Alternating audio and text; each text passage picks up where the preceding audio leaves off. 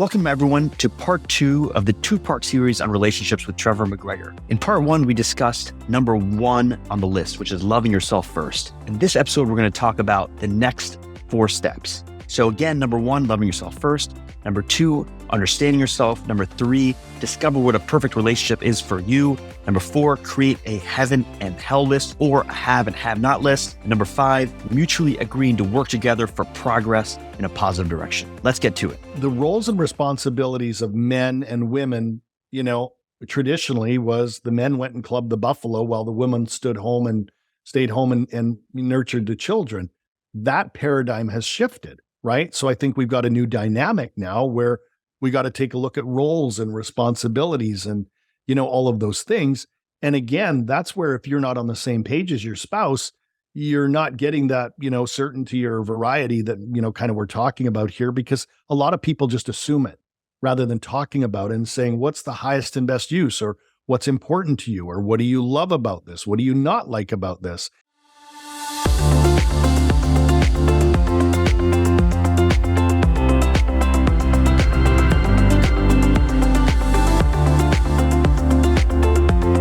We've spoken about loving yourself, and that's fundamental importance. And we can speak about this for probably for hours, but I'm really trying to condense some of this information. And I'm sure we're going to talk about these topics in a lot more detail later in other podcasts. But the second step here is understanding yourself. And we spoke about the needs assessment, which, is super important. That's understanding yourself, understanding your partner.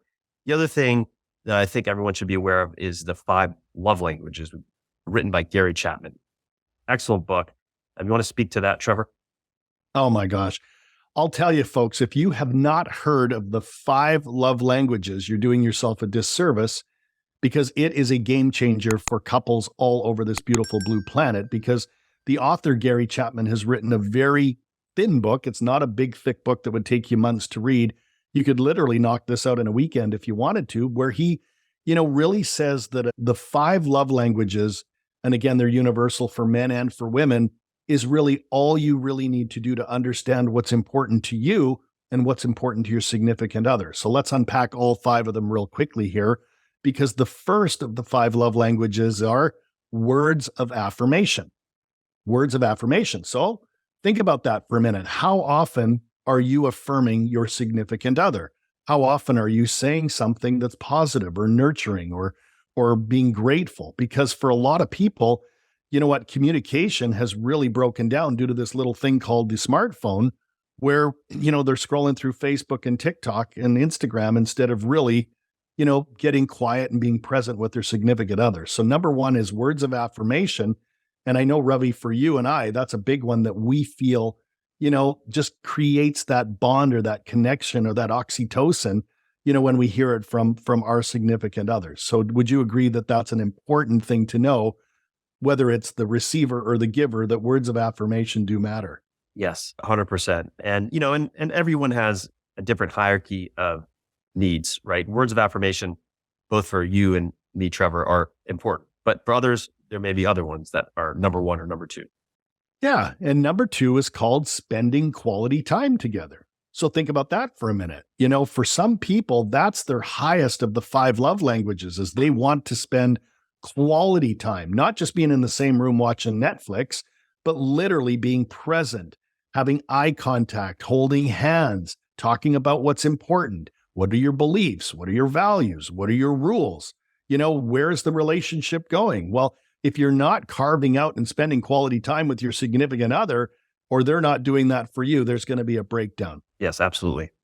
You bet. That takes us to number 3, which is really interesting, and that's called acts of service.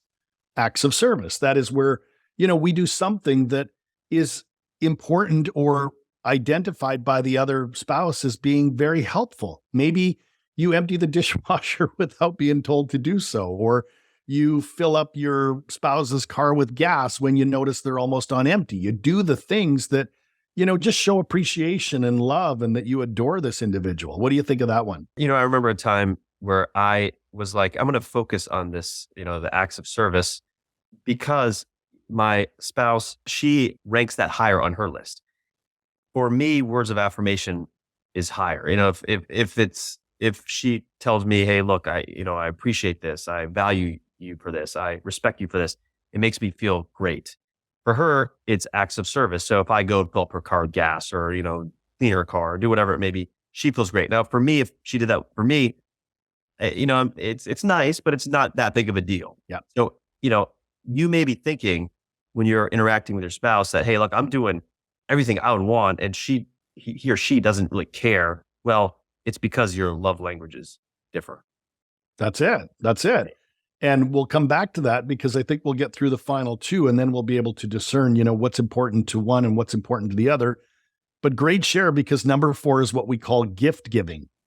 Gift giving. And that's really simple where, in the old days, we used to think you had to bring flowers home or you had to bring home chocolates. But, in today's world, it could be, writing a card or a note to your spouse and leaving it, while you head out to work. Or, for Lisa and I, oftentimes I'll write, I love you on a yellow Post-it note, and I'll stick it up on the bathroom mirror so that when she wakes up, she'll see it, or I'll put it on the rear view mirror of her Tesla or somewhere where she can find it. That's kind of a bit of a surprise, because at the end of the day, it's the little things that make women and men feel special, right? And remember, men are wired for logic. Women are more so wired for emotion.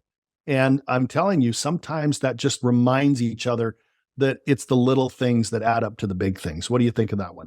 Yeah. And, I'm going to expand on that a bit after we talk about the 5th love language, which is physical touch. But when you speak about men and women, you're talking about their tendency, masculine tendency and feminine tendency, because there could be some women that are very logical, some men that are very emotional, and that's completely fine. And everybody has their own tendency, and you have to have that polarity in a relationship. And we'll talk about that in a second. Let's get to physical touch. You bet. Number 5, folks, the last one is physical touch. And for some, physical touch is holding hands. For some, physical touch is where you might rub the side of your, significant other's cheek and tell them they have soft skin. For others, it's intimacy. But I'm telling you, we're absolutely wired for it. And intimacy is a huge part of having a deep and loving relationship where we feel connected. So really, when you recap them, number 1, words of affirmation. Number 2 is really acts of service. Number 3 is spending quality time together. Number 4, the gift giving. And then number 5 is physical touch. So here's where it gets really interesting, because if your top 1 or 2, love languages, maybe one is words of affirmation and one is physical touch, and your spouse doesn't know that, and their, top 2 might be acts of service and maybe gift giving, it's like they're speaking Russian and you're speaking Chinese and you're wondering why you're not connecting. So I think it's really important, Ravi, for couples to not only understand the love languages, but identify what their top 1 or 2 or 3 are, and for the spouse to identify what their top 1, 2, or 3 are. And you can do this individually, you can do this together. But I find that couples that have a robust conversation around this and they literally lean into these things, it's amazing to see how that connection skyrockets. What do you think? So Trevor, let me ask you this. You've interacted with so many people. If someone has the same hierarchy of needs, if someone has the same love languages, we'll get to polarity in a second, but if someone has the masculine, feminine polarity, how often do their relationships go sour? I think that's a great question. And I think it's different strokes for different folks, because you know what? Not to complicate it, but there's a reason for every season, right? So sometimes you're in a season in a relationship where it's like summer and you're happy and the sun is shining and you're getting along well and things are wonderful and the kids are behaving. And you know what? Then sometimes it becomes winter and it's darker, it's colder, you're not having as much fun. And believe it or not, some people freeze to death in winter, whereas other people see it as just another reason for the season where they'll put on skis and go snowshoeing and build a fort and have a snowball fight. So I think it's very important to really realize that sometimes we're in what we call that relationship summer. Sometimes we enter into relationship winter, and then you've got the spring and fall, between both of those. So to come back to the 6 human needs, to come back to the 5 love languages, to come back to there's a reason for every season, I think it really depends on what's going on that will really, dictate how people use these tools or understand these tools, not from just an intellectual, well, that's interesting, Ravi and Trevor, but how can I use them to step up even one level, because folks, you're either showing up good in your relationship, or you're showing up great, or you're showing up excellent, or you're showing up outstanding, right? Good isn't good enough. If you're at the level here, but there's multiple levels above you, you got to lean into some of these things that we're dripping on you here, because this is what really, again, creates the opportunity for you to do something with the information, right? And that's why I always say that information is really just entertainment until it's applied. But ultimately, all of these things go together to give you a unique perspective on what you could be, do, or have to take your relationship to new heights. I love that answer. Now let's get, in understanding yourself, the second point here, I'm going to also, and I alluded to this a couple of times, polarity is incredibly important. And what that really means is a certain partner has masculine energy, a certain partner has feminine energy. It could be the male or female with either one. And that creates polarity in the relationship. And, a male is more directed, is focused, is task oriented, or masculine energy, I should say. Feminine energy is more wholesome, is encompassing.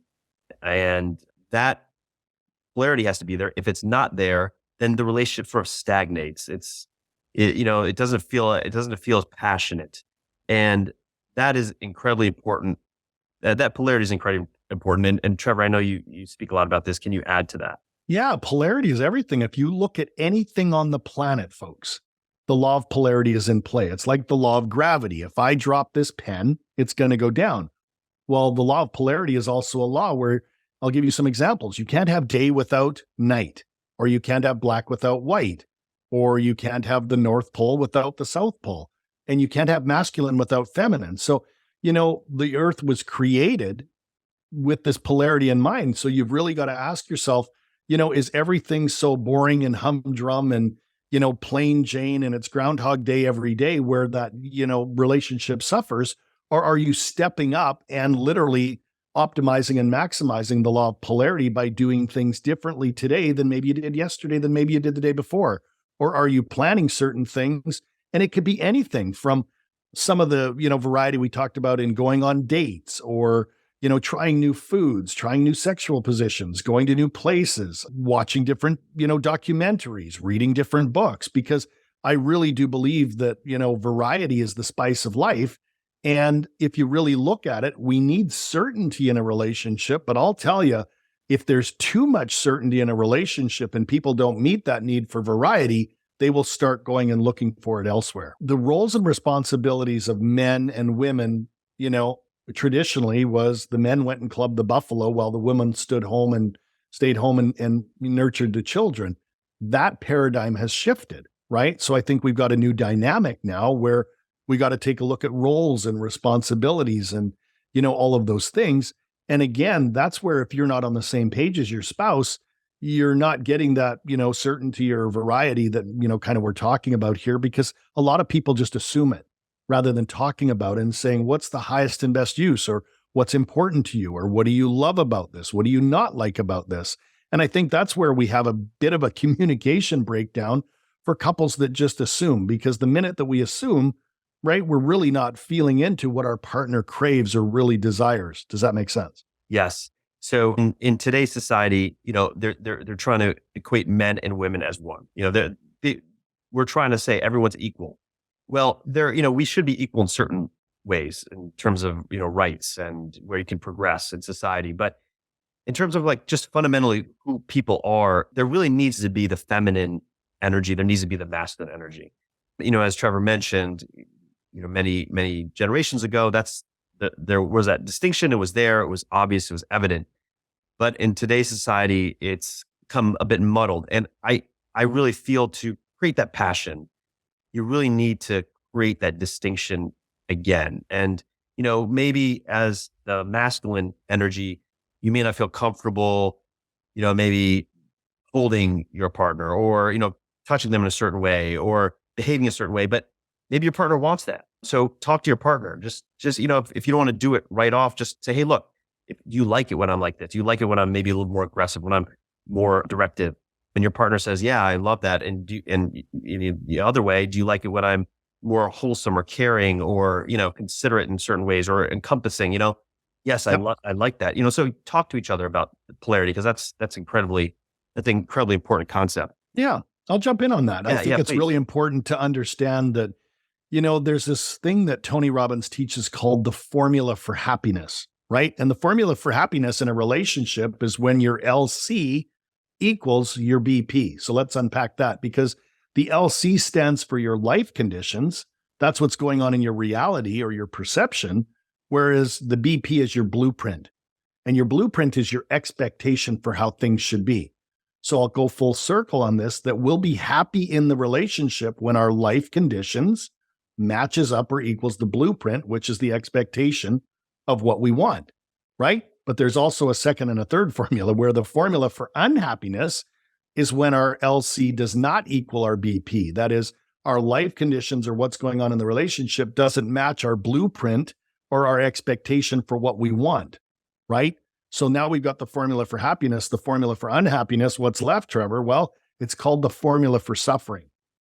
The formula for suffering. And it's when our life conditions, our LC, does not match our BP and we feel powerless to do anything about it, or we feel powerless to speak up, or we feel powerless because we think, oh, my spouse won't understand, or you know what, it's shameful, or you come up with a story and you tell yourself BS as to why you can't have something. And so the relationship suffers.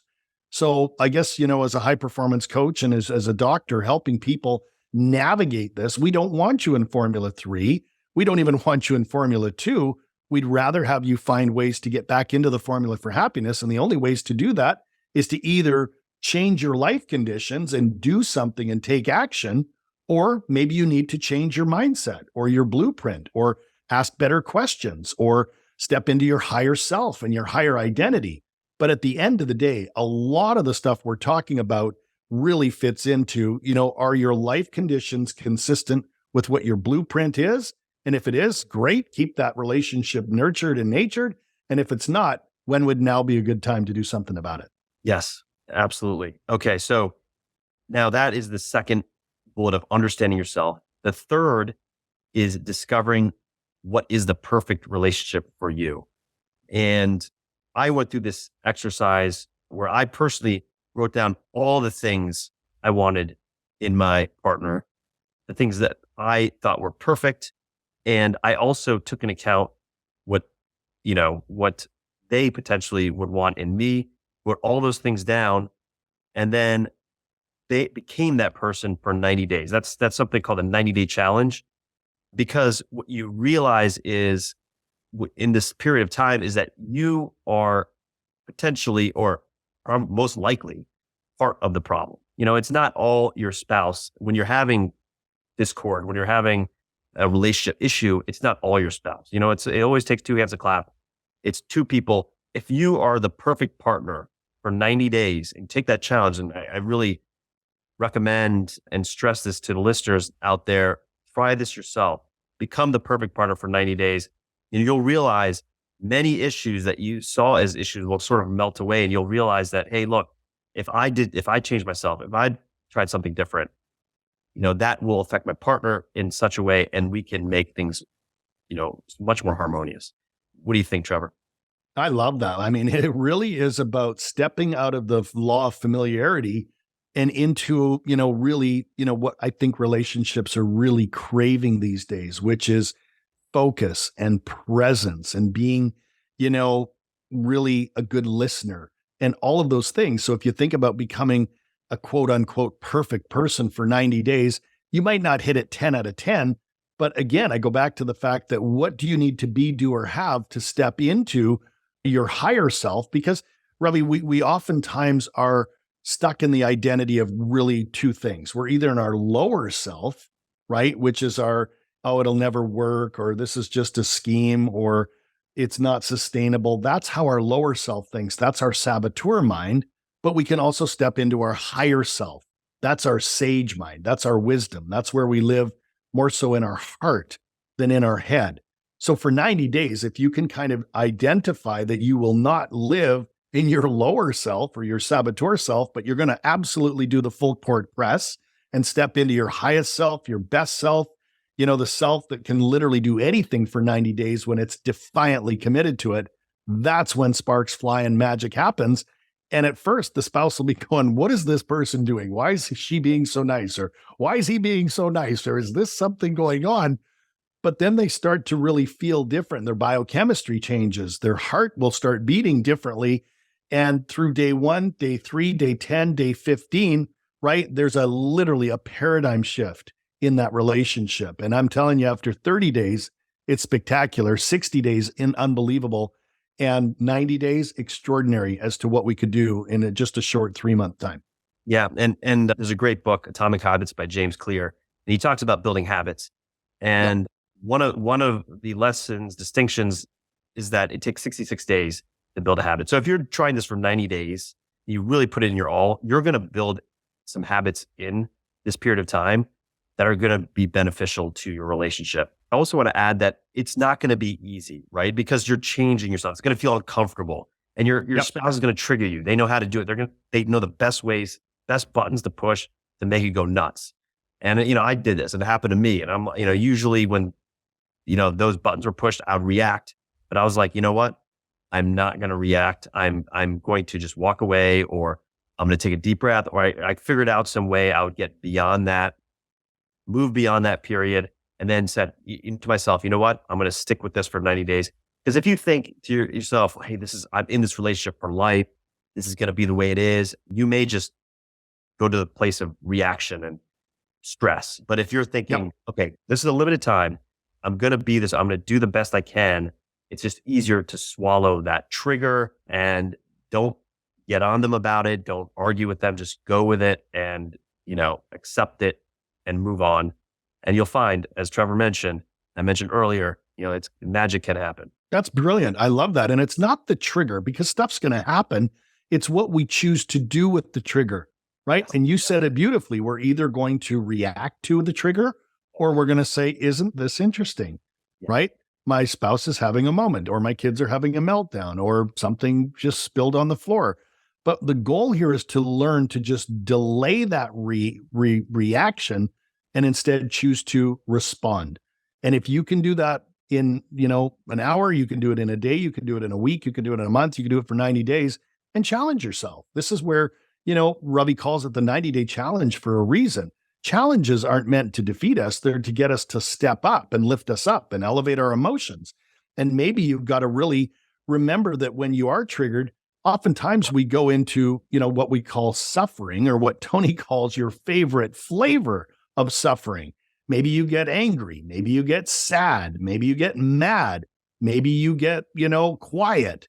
So the goal here is to really identify, where you live emotionally and start to go after and live in a different emotional home, which might be, courage or optimism or gamification. Maybe you got to gamify things with your spouse for 90 days. But I'm telling you, those emotions are available to us just like the negative emotions. So I always say, where focus goes, energy flows. What do you think? Absolutely. So we got the step 1, love yourself first. Step 2, understand yourself. Step 3, discover what the perfect relationship for you is and act like it for 90 days. Step 4 is create a list of have and have nots. And some people call this the heaven and hell list. So what this is you list out everything that you want in a relationship and everything you do not want. And then you look at the non-negotiables and you circle the non-negotiables. These are things that absolutely I cannot live with or I cannot live without. And with this list, you share with your partner. And I make this step 4 because if you are the best person you can be for 90 days, you don't even need your partner's participation, but they will see that you are indeed putting the effort and trying. And when you go to them with this list, like, hey, look, I'm really all about this relationship. I want this to work. These are the things that I really need or don't need. Can we work on this together? Can we work on this in a mutually beneficial direction? See what happens. What do you think? Incredible exercise, Ravi, an incredible exercise where, people spend more time planning their trip to Mexico once a year for holidays than they do sitting down and getting crystal clear, because that's why we say clarity is power, right? Clarity is power. And your significant other isn't a savant. They don't know what you want. They're not mind readers. So to sit down and create this list of what's important to me and what is not important to me, or what's non-negotiable, or however you want to do this, is really what we call a values clarifier. Because if you really think about what we do, our whole life is only due to three things. And it is our beliefs, our values, and our rules. I call it BVR: beliefs, values, and rules. And by sitting down, taking out a pen and a paper, pouring a cup of tea, and creating this list, not only will you give yourself clarity of what you want and what you don't want and what's non-negotiable, but when you sit with your spouse, they're fascinated by this. They go, I didn't know that, or I didn't see that that was important to you, or I could see why, this is affecting our relationship the way it is. It's almost having a roadmap, a recipe, a GPS, a communication tool that makes things better, or at least sets the table for us to move in that mutually beneficial direction. So I think number 4 is a must and not a should. What do you think? Yes, absolutely. And when you get to that point, it may be a list that you create and you share with your spouse, and your spouse is like, hey, hell no, I'm not going to change. This is who I am. It may happen. It happens to many. And if that's the case, you really have to think about changing directions. Like Trevor, you mentioned, LC is equal to LC formula here. Yeah, LC equals BP. BP. Yeah. We're two different species in people, and it's amazing. We're similar yet we're different, right? And it's important for people to understand that it's okay if your spouse doesn't agree with everything on your list, because the goal here is to see what is comparable and what is agreed upon, and then know that there's going to be some polarity on that list as well. And that's okay. We can't have day without night, right? I endorse both. I love, living my life during the day, and boy, I love sleeping at night, but I don't make it good or bad or right or wrong. Yeah. So I think the goal in what you said is very powerful, to say that we're not looking for this to be Pollyanna. Everything's got to be perfect. Everything's got to be aligned. But again, I go back to, if your spouse doesn't know what's important to you and what you value, and you don't know what's important to your spouse or what they value, it's kind of like the 5 love languages. If you don't know your partner's top 1, 2, 3, 4, 5 love languages, you're missing out. So Trevor, let me ask you this. If you have someone that has gone through all these steps, they love themselves, they understand themselves, they understand their partners, they understand their needs, their partner's needs, their love languages, they know what the perfect relationship is, they've done the 90-day challenge, they create this list, their spouse looks at the list and is like, I'm not any of these things, I'm not going to change. And then, the person's thinking, well, I need these things to be in a relationship.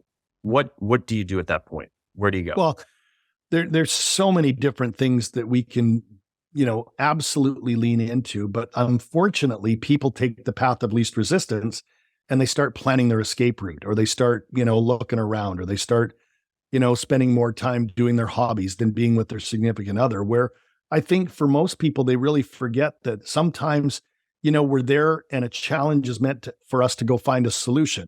So there's things like, marital therapy, there's counseling, there's some great work done by, the Gottmans, who are just some of the best, most unbelievable therapists on the planet. They can literally, these guys are so good, Ravi, that they can literally watch a couple, and for 15 minutes, watch a couple, and with a 96% accuracy rate, tell you whether that couple will be divorced within 5 to 7 years or if they'll stay together, right?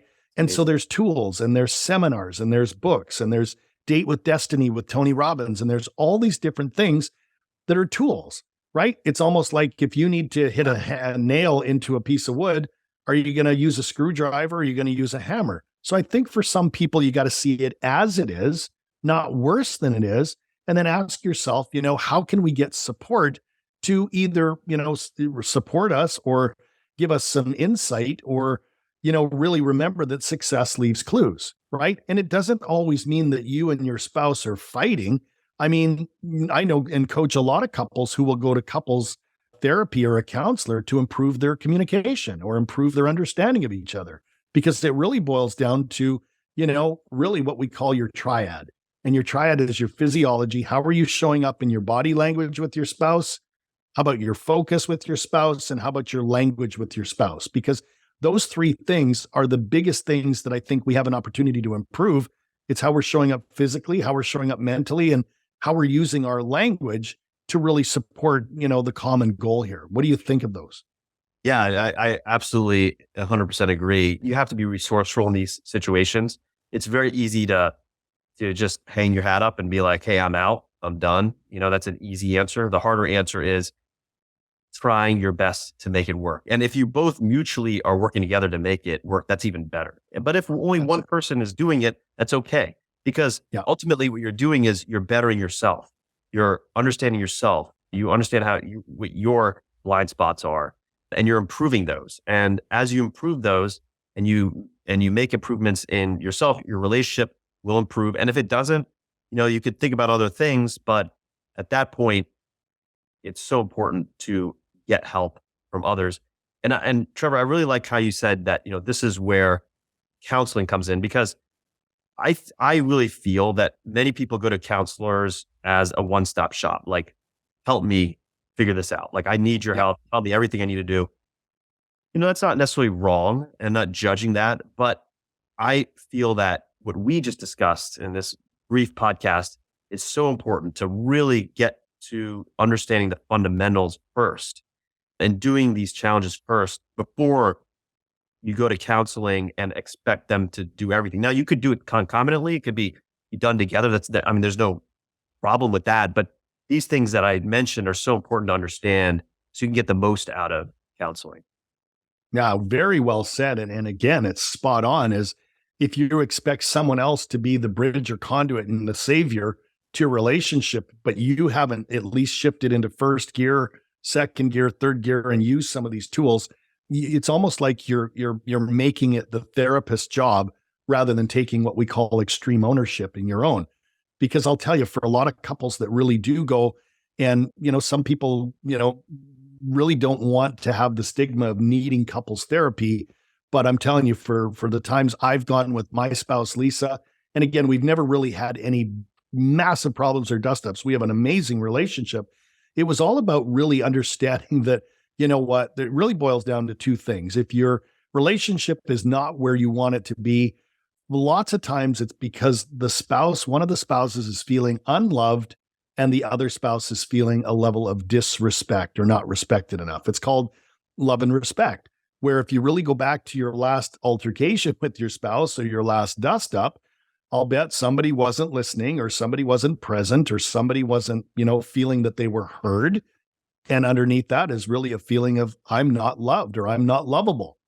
Whereas on the other side, I'll bet the other person that was involved is feeling a little bit of anger, frustration, pissed off, but really underneath that is they're feeling disrespected or not thanked enough. So we get into what's called the crazy cycle. And the crazy cycle is where someone over here is not feeling loved, someone over here is feeling disrespected, and we go around and around and around and around until we satisfy, those two things. What do you think of the crazy cycle? Yeah. I know we spoke about this, in the past, and it was, you can continue this path and go nuts, or you can go north, which is, getting to a better place and letting go of all those feelings, get to the place of gratitude, acceptance, understanding, taking a break, taking a time out, think to yourself, oh, isn't this interesting? And moving on versus going south and going, in a negative direction. Great. So once you finish step 4, you create this list, you get to step 5, as we discussed, some things may work. In a perfect world, everything would align perfectly, but most of the time that's not going to happen. The one thing that has to happen though is you mutually have to agree to work together to make this work. You have to both want the relationship to work, because if you have one person that's like, I'm kind of, my foot's out the front door, and I don't think I'm coming back, it's very hard to bring that person back. Now it's possible, but if your mind is not in it, it's going to be more difficult. So mutually agree to make it work. As you mentioned, Trevor, Gottman, the 7 principles to make marriage work. That book is phenomenal. I really recommend reading that one. Take feedback from your spouse. Don't get defensive. I mean, he talks about the 4 horsemen in that book. One of them is being defensive. Don't get defensive about, what your spouse is saying. Agree to take that feedback. You're always going to feel like you're putting more into the relationship than you're getting out of it. And that's natural. That's normal to feel that. And you're going to feel that for a while, but then, as things improve, that feeling is gonna go away. Acceptance and understanding, super important. Understanding that you are not right. There's no right and wrong. And I think this is a really key point. Is it's very easy to judge someone else and easy to point the finger at someone, but it's much more difficult to accept and understand that they are seeing the world from a different perspective. I love that. Yeah. It's almost like Napoleon Hill says in Think and Grow Rich that, there is no failure. There's only feedback, right? There is no failure in a relationship. There's only feedback. And spouse to spouse, we're going to get a lot of feedback for 5, 10, 15, 20, 30, 40, 50, 60, 70 years together, right? So I think Ravi's spot on where you got to be open to that feedback. And you really have to take that extreme ownership again over your language, because most dust-ups come from people pointing the finger saying, you didn't do this, or you didn't do that, or you're the cause, or you instigated this. Where if you just turn your finger down and you start using the word, I feel triggered, or I feel hurt, or I feel something isn't here, you literally change the whole vibration and frequency of that argument to accusatory you to, hey, Ravi, I feel. And I'm telling you, folks, just that little distinction is a game changer. Ravi, what do you think of that one? Yes. Yeah. I know it intimately well.